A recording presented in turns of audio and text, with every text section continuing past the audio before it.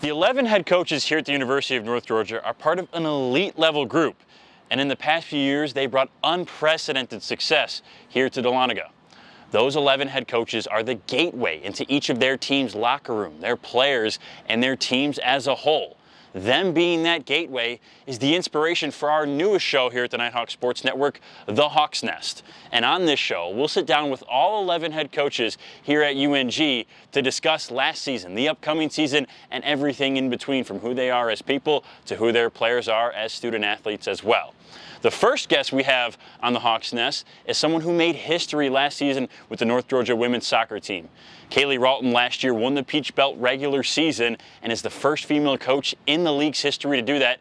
And she's our first guest on the inaugural edition of the Hawk's Nest. Hello everybody, and welcome to the very first edition of the Hawk's Nest, our newest sit-down interview show with all the head coaches here at the University of North Georgia. And who better to start with than Kayley Ralton, the head women's soccer coach here at UNG. Kayley, thank you very much for being on the inaugural episode. I've been looking forward to this for a long time. I don't know how much you have, but very excited. Thank you for being here. Yeah, thank you for having me. Excited to get into it. So we're 15 days from the season. Knowing you, I'm curious how much sleep you're getting in the last few months leading up to the start of the season here. Yeah, so I think as soon as we get started, I think that initial period of just, new players, new details to be shared, new things to just kind of go over and examine so that we're prepared, leads to some late nights for sure, but for the most part, doing okay so far. Does that, I don't want to call it nervous energy, I don't want to call it anxiousness, but it's a very raw emotion that has to deal with handling the games and the seasons. Does that come from your days as a player? Is that something that you sort of developed as a coach? I mean, you're just very focused, very locked in for getting business done, whatever that is, at any point throughout the year. I'm wondering where that comes from. Yeah, I think it's just a preparation piece. I just want to make sure that we've got everything ready and in order to go so that we can, be the best we possibly can as a team together and then as a coaching staff as well. So, I like to have our ducks in a row, for lack of a better way to say it. And with that comes time and effort. And, I think with that too is modeling that's something that we do here at North Georgia. We work hard and we do all we can to make sure that we're ready and prepared, and I think that kind of bleeds into the team as well because they see our preparation and they see the details that we go into, and it's just getting us ready. And I think the time before is almost sometimes busier than actually in the season from a standpoint of preparation, because when we're in the mix, it's more of maintaining and going. So we want to so before sometimes it's even more intense into the details so that we're ready to teach the appropriate things and that we're ready to tackle the challenges ahead. And it seems like you guys have such a short runway to the start of the year because you can't talk to the players in the summer, then training camp starts and boom, here we go, September 5th, kickoff game 1. How do you handle learning about your team? Obviously you recruit these kids and you've got the returners, but there's some stuff you're going to learn in training camp that you didn't know before. How do you handle figuring out that information both on and off the field and just developing an understanding of your team before we get started? Yeah, so it is quick.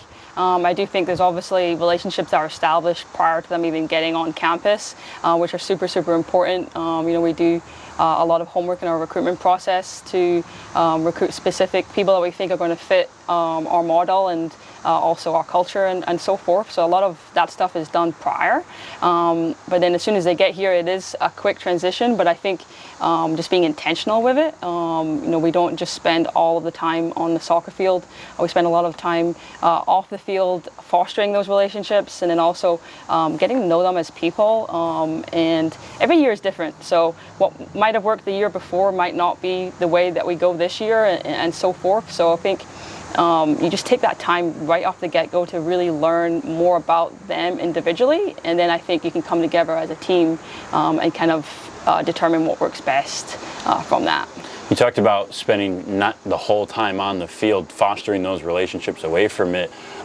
One thing that stood out to me in your guys' training camp, it feels like you guys did more team bonding than anybody on campus so far. You guys have done a lot of stuff away from the soccer field. You guys went to the rowing club, went to Pine Valley. I know you and JP were telling me about your Olympic-style games that you did. Why was team bonding such an important piece for you in training camp? Yeah, I mean, I think every year we have an intentional part to it, and this year we did a little bit more, I think, than usual, just because we have so many new players. We have 10 freshmen and then one transfer that actually came in the spring, but I just think it was an important piece to integrate the team together. You know, here at North Georgia, leadership is a huge focal point, and teaching those leadership skills is super important to me and to our staff and to the university. So I think we're just super intentional about trying to foster that and grow that from the get-go. And I think it serves us well as we go through the season because, you know, there's ups and downs throughout the season, and I think, you know, with that team bonding and in the leadership training that we've done, it's some ways to try and combat that and help us get through those moments in a more of a positive, successful way. Did you have a favorite activity that you guys did of the team bonding? Honestly, they all brought something a little bit different. You know, I did think the rowing was fun. There was a physical component to it as well, but also a team part to it too. And it was a different coach, a rowing coach, that was kind of talking them through some things. I just thought that was an interesting way to look at certain pieces, and something that I think that we can bring to the field to be in unison and work together as well. And was that a competitive like team bonding aspect too? I think I saw some pictures. You were on one boat, JP, your assistant coach was on another. Did you guys race at all? No, we were actually on the same, okay. bit, to be honest. Mistake, yeah. There was a competitive part to it. I think often anything that we do as a team is competitive. The girls are super competitive. So everything that we could be painting and they want to make it competitive, which actually we did in the preseason as well. They went to a painting class on campus, which they had a lot of fun with. But of course they wanted to turn it into a competition. So they did a vote for which group had the best painting collage together. So yeah, there's that competitive spirit always, kind of no matter what the activity. So with the rowing, there was definitely some competition in that as well, for sure. So you mentioned the 10 freshmen and the transfer and Bailey Oninger from Lipscomb. I think a lot of people from outside your four walls are going to look at this season and say, well, they lost an All-American in Maysoon El Shami, and they lost the PBC Defender of the Year in Bailey Vessel, and they lost a lot of people. You guys still bring back 5 all-conference selections and some really strong character players at multiple positions. What has this transition been like for you from a team that you mentioned away from the cameras before, that last year's team that was so successful with 14 wins and second round of the NCAA tournament? That team was 4 years in the making, and now it's kind of, I don't want to say a fresh start because you still have some of those same pieces, but there's a lot of newcomers like you mentioned. Yeah, I definitely think, you know, the success of last year's team did start, you know, 3 years prior. You know, 3 years when we cleared the COVID year, we completely changed the style of play, so it took some time for that to get going. I think that's well and truly implemented now, is that style. So we've been able to recruit players that are specific to that style, and I think that is going to be helpful. But yeah, we do lose some really great players, and that's always hard. It's always something that we'll have to overcome, but I feel confident with the players that we're bringing in, that they're up to that challenge, and they have the same goals as the last group and the same expectations, and they really want to deliver and do that. And I saw that from day one of practice. There was a really high competitive spirit, and you know, I think that they have the ability to do that. So yeah, I think it is obviously a work in progress, but I think they're ahead of the game a little bit from when we first started, just because there's a lot of players already here that are returning that know the way and know the system, and I think it's going to be an interesting blend of the new people, the new freshmen, and the transfer that's coming in with the returners. So yeah, the sky's the limit with that.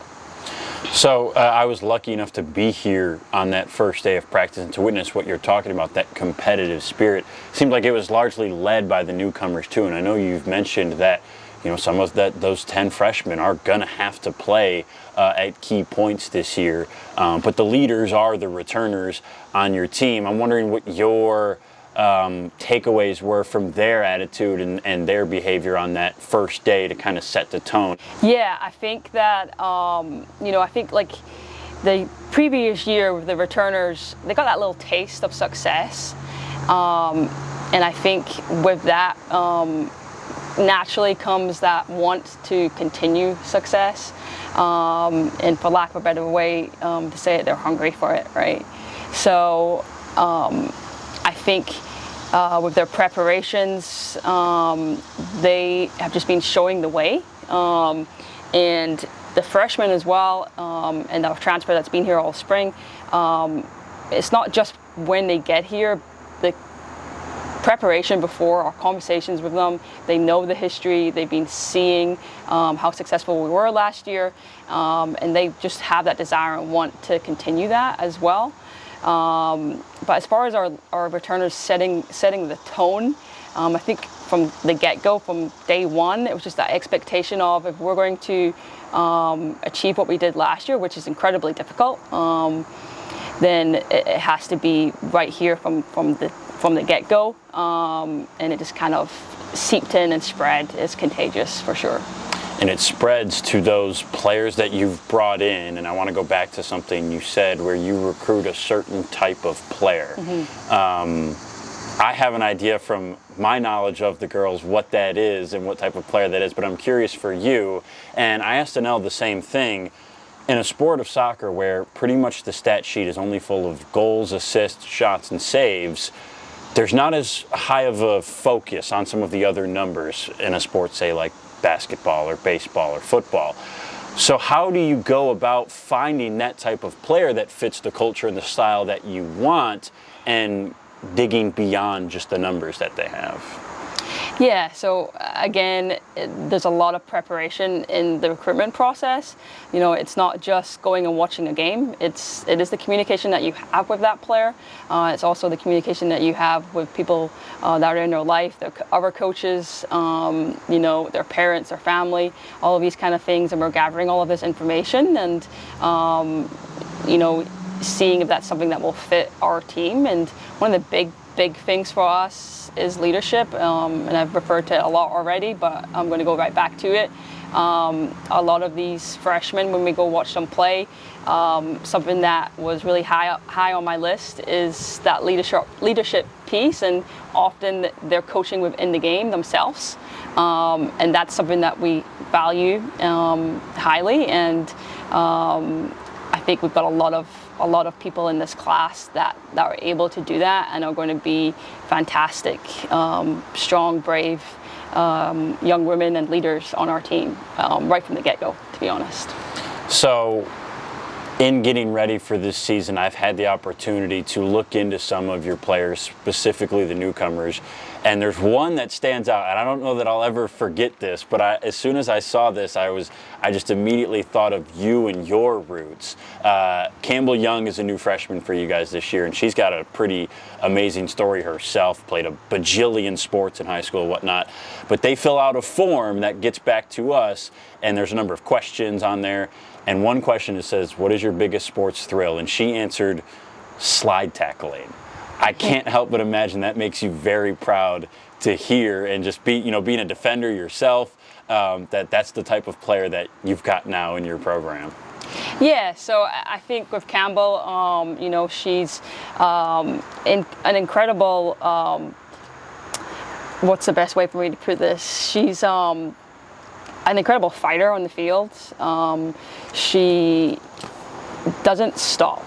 So, and obviously that's something that we want. And you can think the play is over, and then you'll see Campbell here having a last-ditch effort to defend and can save some plays and make some things happen for us with just that effort alone. As a program, we talk about work ethic and effort, and we talk often about how we're a military school, and you can't represent a military school without having that piece to it. So for me, with her, she works incredibly hard from minute one of practice to the last minute of practice. You'll see her sprinting around the field, just working so hard. So that's invaluable itself for the team. Now the slide tackling alone sometimes, and she'll probably laugh when I say this, but sometimes staying on her feet is the better option. But she does like a good tackle, and coming from where I come from in Scotland, we do like a hard-nosed player and somebody that gets stuck in, and she's definitely that. Yeah, so you do come from Scotland, and that's one thing that I kind of wanted to ask you about is it's so fascinating to me, as someone who's born in America and has lived in America his whole life and probably will, the athletes who take that leap of faith and that courage to pick up from their hometown and move to anywhere, let alone America, a different country, in the goal, in the search of their sport. And in your case, it was soccer and an education that you wanted to get. What kind of courage does it take for a young woman in Scotland to say, I'm going to go across the world to try to better what I'm passionate about? Yeah, that's a good question. I think 17, 18-year-old me would maybe have a different answer than I have now.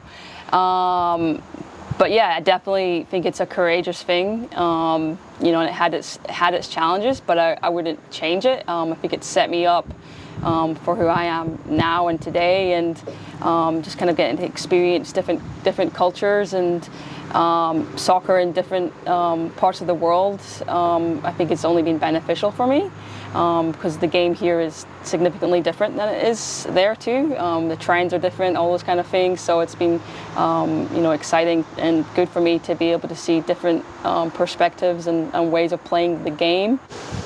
What would 18-year-old you have said if when you landed in America, someone told you in 2024 you'd still be here and you'd be coaching soccer? I probably wouldn't have believed that. I always had, the aspirations to go home and play and continue playing. I was a little bit unfortunate in my journey here. I did have an injury so I tore my ACL. But with that came kind of me seeing things from a different angle, and I felt like that's kind of really what actually kicked off my coaching career. My dad coached soccer, and so did my grandfather, and then my mom has also been involved in soccer. She was the team administrator for the national team in Scotland, so there's been a lot of soccer in my family.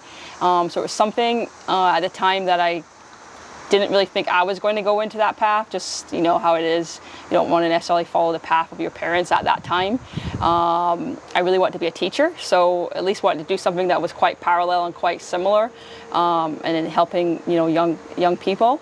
But it always kind of felt like it was my calling, so it always kind of pulled me back in.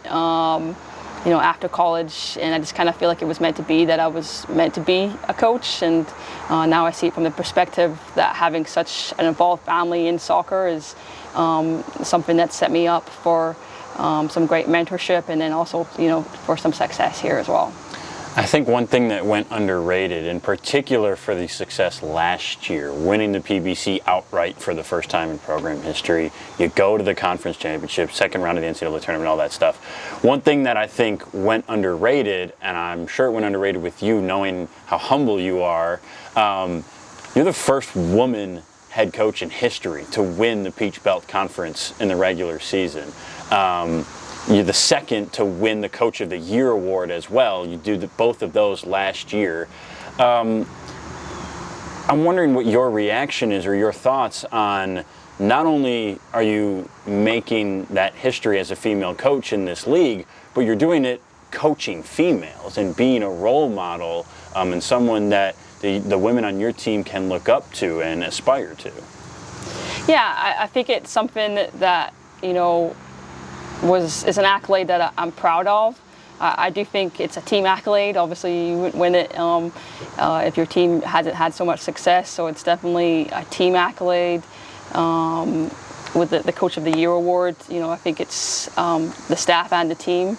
But being the first female to win the Peach Belt, I have mixed emotions about it, to be completely honest. There is a sense of pride there, but I almost wish that I wasn't the first one, because I wish there was a lot more.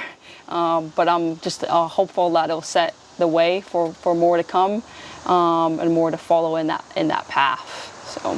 And obviously, hopefully, there's a few more for you somewhere in there as well. You mentioned your coaching staff and the Coach of the Year award and how that's a staff award. I'd be remiss if we went this whole time and didn't talk about JP Merlette, your assistant coach. I think JP Merlette is maybe the most liked person on this campus. If you were to take a poll of everybody, the energy that he brings anywhere he goes is palpable almost. But I really love his relationship with you, where there's a level of respect, obviously, as head coach and assistant coach, but you guys are good friends too. And you share a lot of laughs and a lot of good times together. What does he bring to this coaching staff that you've kept him around for this long?